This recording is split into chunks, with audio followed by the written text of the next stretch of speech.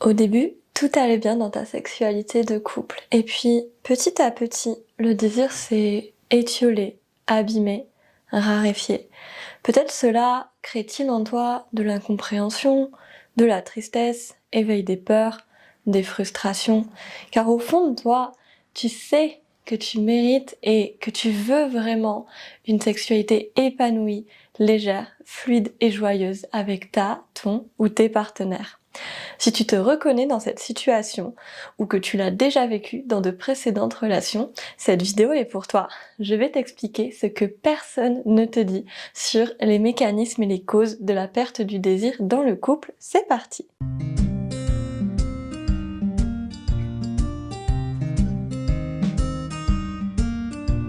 Bien souvent, le désir dans une relation de couple, on le prend pour acquis. Et c'est lorsqu'il se fait un petit peu la malle qu'on commence à l'interroger, à le questionner. L'idée de cette vidéo, c'est de sortir vraiment des conseils bateaux qui vont te dire d'acheter de la lingerie, de créer du mystère, de tester de nouvelles positions, etc., etc., qui en fait ne sont des solutions que sur la courte durée pour créer comme des pics d'excitation momentanés, mais qui ne vont pas aller chercher en profondeur pourquoi, dans cette relation particulière, ton désir ou celui de ta ou de ton partenaire s'est mis un petit peu en grève. Donc moi je m'appelle Fanette, je suis sexothérapeute et je travaille avec les couples et avec les personnes à vulve pour les aider à trouver ou retrouver une sexualité épanouie, jouissive et joyeuse. Si d'ores et déjà tu sais que le sujet t'intéresse, que tu as vraiment besoin de venir travailler sur ton désir dans ta relation ou pour tes relations futures, sache que j'organise une masterclass gratuite sur 3 jours du 26 au 28 novembre. C'est complètement gratuit, je te mets le lien juste ici, donc ça sera vraiment pour toi l'occasion d'avoir des pistes, des outils concrets, d'apprendre de cas clients que j'ai accompagnés pour vraiment voir quelles sont les erreurs à ne pas reproduire et repartir voilà, avec des exercices, des outils de communication, des mises en application. Donc, ce que personne ne te dit sur la perte du désir dans le couple. On va voir ensemble plusieurs mécanismes. Donc la première chose, c'est que il faut vraiment se souvenir que le désir, c'est l'anticipation du plaisir. C'est notre élan de vie qui nous fait aller vers des expériences plaisantes, enthousiasmantes. Personne n'a envie d'aller dans un restaurant qui est dégueulasse. Personne n'a envie d'aller faire quelque chose qui est désagréable ou qui rappelle un mauvais souvenir ou qui est juste bof bof. Et ben c'est pareil dans la sexualité, une des premières causes à adresser quand on perd son désir, c'est est-ce que la sexualité qui m'est proposée actuellement avec cette personne est motivante pour mon corps? Est-ce qu'elle est satisfaisante, jouissive, extatique, orgasmique? Est-ce que c'est une expérience à laquelle tout mon corps et tout mon être dit oui, oui, je veux recommencer, oui encore, c'est tellement bon.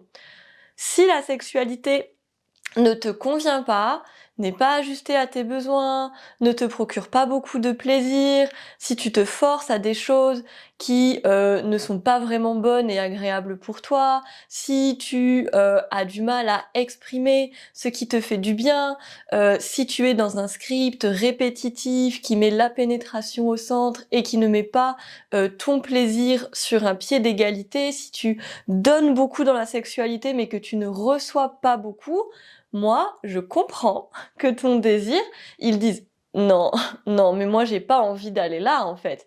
C'est une perte d'énergie.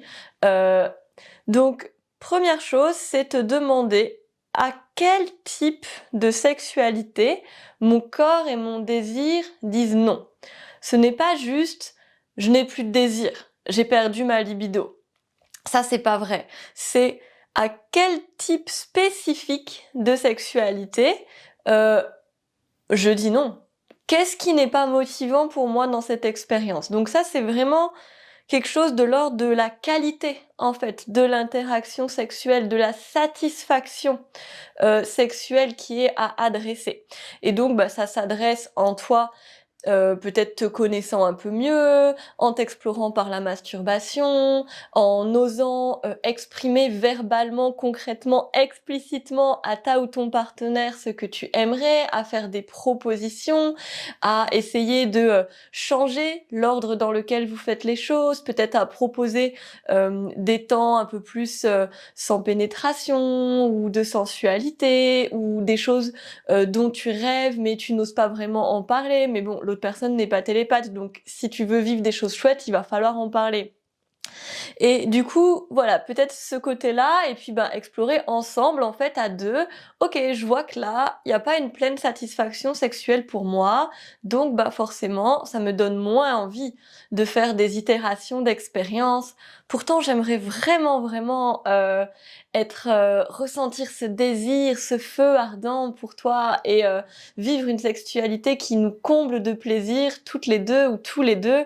Est-ce qu'on peut réfléchir ensemble à comment faire? Deuxième chose qui peut venir vraiment impacter négativement sur ton désir, c'est dès lors qu'il y a une dynamique d'obligation ou de sentiment d'obligation par rapport à la sexualité dans ta relation. Donc je m'explique, c'est un petit peu comme les relents du fameux devoir conjugal qui a été enlevé des lois et des causes potentiellement de divorce, de fautes en fait qui pouvaient conduire à un divorce, à des compensations, etc. Ça a été enlevé il y a pas si longtemps, donc on en subit encore actuellement évidemment les stigmates, les relents, et donc c'est un petit peu infiltré parfois dans nos visions de la sexualité que si je suis dans une relation, peu importe le cadre romantique, sexuel, exclusif ou pas de cette relation, si je suis dans un engagement avec une personne, j'ai un droit à obtenir de la sexualité et je dois de la sexualité à l'autre. Sinon, il va y avoir des conséquences. Mais donc ça crée vraiment quelque chose où, en fait, je ne suis pas libre de mes propres choix. Il ne peut pas y avoir de consentement enthousiaste, éclairé, de désir vraiment profond, de motivation, si le non n'est pas une option. Si il y a une conséquence lorsque par exemple tu dis non à ton ou tes partenaires pour une interaction sexuelle, une conséquence telle que des reproches, de l'éloignement, de la bouderie, des disputes, des menaces, ce n'est pas ok, c'est une dynamique d'obligation. Le oui n'est pas vraiment possible, le oui n'est pas un vrai oui puisque le non n'est pas entendable.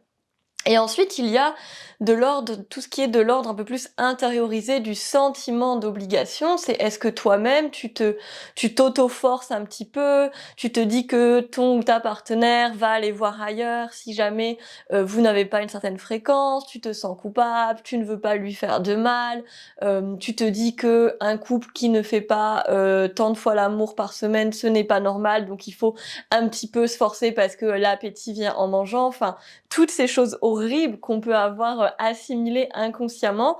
Mais si du coup tu te dis ça, on entend bien que, en fait, c'est un énorme frein aux élans de vie, donc à ton désir.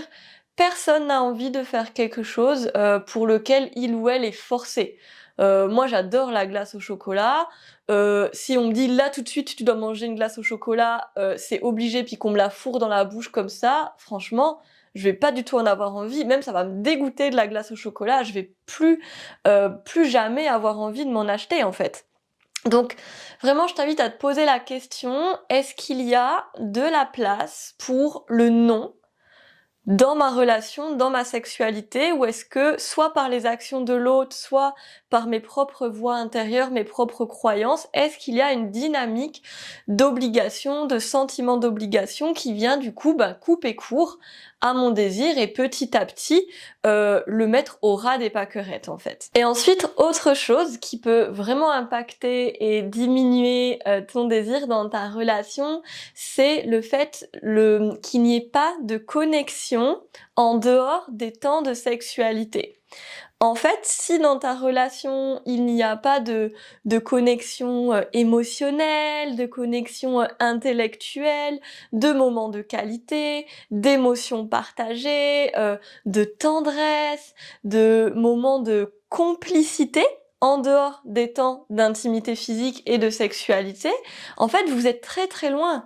Genre, tout au long de votre journée ou de votre semaine, vous êtes là, et là, toi, tu te demandes comment ça se fait que vous n'arrivez pas d'un coup à être ici, parce que aller en sexualité avec une personne, c'est très intense. C'est de la fusion des bulles, c'est du mélange des corps, c'est très intime, et du coup, on a besoin de déjà se sentir connecté à la personne. Souvent, on peut pas passer de je me sens en distance et j'ai envie de sexualité. Il y a tout un tas d'étapes entre. On dit souvent, je ne sais plus qui c'est qui dit ça, que en fait les préliminaires pour un acte sexuel commencent dès la fin du dernier temps d'interaction sexuelle.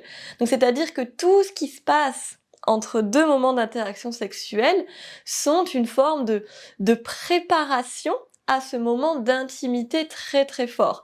Donc vraiment, je t'invite à prendre des rendez-vous avec ta ou tes chéris, à prévoir des activités que vous aimez ensemble, à vous connecter physiquement, à avoir des temps de tendresse, de bisous, de sensualité, de toucher aussi un petit peu érotique, voluptueux, de connexion par les regards, de vous amuser ensemble, d'avoir des discussions profondes, de vous dire ce qui se passe pour vous émotionnellement, d'avoir du fun en fait, et de pas juste gérer le quotidien ou vous voir parce que c'est comme ça, parce que c'est l'heure de manger, et ensuite vous demander pourquoi vous faites pas l'amour. Donc vraiment, d'avoir cette notion de je cultive la connexion avec mes partenaires, et c'est le fait d'avoir cette densité de connexion qui permettra que je pourrai sentir un désir d'aller dans une connexion encore un petit peu plus profonde. Donc voilà, je t'invite à vraiment te demander concrètement, là, dans ta ou tes relations, si les dynamiques se passent dans plusieurs relations, qu'est-ce qui nourrit la connexion avec cette personne pour qui j'ai envie d'avoir du désir? Est-ce que, je sais pas, on aime les deux aller danser, du coup c'est important qu'on aille souvent en soirée danse, ou alors qu'on met de la musique dans le salon et puis qu'on se chauffe un petit peu comme ça? Est-ce qu'en fait ce qui nous nourrit c'est d'aller en bivouac en montagne que les deux, et vraiment d'être en mode aventure, exploratrice, et ça vraiment ça nourrit notre partie sportive, le corps en mouvement, sauvage, etc. Est-ce qu'en fait on adore débattre autour d'un livre, d'un concept, des idées, se stimuler comme ça intellectuellement, se sentir vraiment connecté en émulation sur le plan mental? Est-ce qu'on aurait peut-être envie de s'offrir des temps de massage? Est-ce qu'on pourrait peut-être se envoyer des petits messages qui proposent des dates, qui envoient des petits compliments, etc., etc. Juste prendre le temps de croiser le regard profondément de l'autre et de lui dire des mots d'amour, de se prendre dans les bras, pas comme on prend dans les bras ses enfants, mais comme on prend dans les bras son ou sa chérie, en fait, de vraiment, ok, au quotidien, je mets de l'énergie à nourrir cette connexion, et peut-être pas, que le désir va émerger à partir d'un espace où nos corps et nos cœurs sont déjà reliés. C'est très très important, ça permet en fait de se sentir en sécurité, en confiance pour un acte sexuel. Une autre chose à vraiment aussi venir questionner quand on sent que son désir s'est un peu fait la malle, ça c'est quelque chose d'un peu plus personnel, mais du coup, quel est mon contexte personnel à ce moment-là? Est-ce que peut-être je me vis du stress, de la fatigue, de la charge mentale? J'en suis où au niveau de mes hormones? Est-ce qu'il y a de la contraception, des antidépresseurs? Où en est mon cycle menstruel?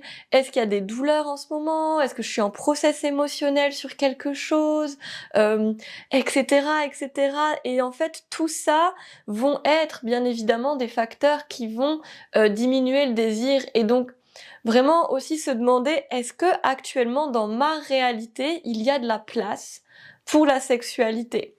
Et si ce n'est pas le cas, ben peut-être chercher plutôt, voilà, à nourrir la connexion un peu plus sans pression, sans attente, peut-être proposer juste des temps de câlins, de petites papouilles, ou comme je disais tout à l'heure, toutes ces choses qui nourrissent la connexion entre vous, qui ne sont pas forcément de la sexualité, qui peut être assez engageant quand potentiellement on n'a pas l'espace pour, et le pire, ce serait vraiment de sentir cette pression, cette obligation de se forcer, et là on entre vraiment dans un cercle vicieux qui combine toutes les dynamiques négatives que j'ai nommées. Donc voilà pour quelques pistes qui peuvent vraiment en profondeur impacter et faire perdre le désir dans une relation amoureuse. Si tu as envie d'aller plus loin, si tu as envie d'explorer en profondeur cette question et de vraiment raviver le feu dans ton couple, te reconnecter à ce désir, créer ensemble une sexualité complice, connectée, qui vous ressemble, je te propose vraiment de me rejoindre dans ma masterclass Désir et couple 3 jours pour raviver le feu. Donc c'est complètement gratuit. Si tu n'es pas disponible au moment de la masterclass, donc du 26 au 28 novembre sur l'heure de midi, tu pourras accéder au replay pendant 15 jours. Donc à nouveau, je te mets le lien juste ici. Le lien est également dans la description. N'hésite pas à partager cette masterclass si tu as des personnes qui pourraient être intéressées. Et donc voilà, tu peux venir en solo, tu peux venir en duo, tu peux venir en trio, tu peux venir que tu sois en couple, que tu sois célibataire, peu importe ton âge, peu importe ton statut relationnel. Vraiment, cette masterclass, elle s'adresse à toutes les personnes qui ont envie d'avoir des outils et des pistes de compréhension pour ne pas laisser le déséquilibre et la perte de désir s'installer dans leur couple et vivre une sexualité vraiment connectée et complice de manière durable. Je te fais plein de bisous, j'espère que cette vidéo t'a plu, qu'elle t'a apporté des clés. N'hésite pas voilà, à me laisser un petit like, à me mettre un petit commentaire pour me témoigner de ton passage ou me faire part de tes réflexions, impressions, ce que ça t'inspire, si ça t'aide, etc. Je suis toujours ravie de vous lire. Je te souhaite une très très belle journée et on se dit à très vite.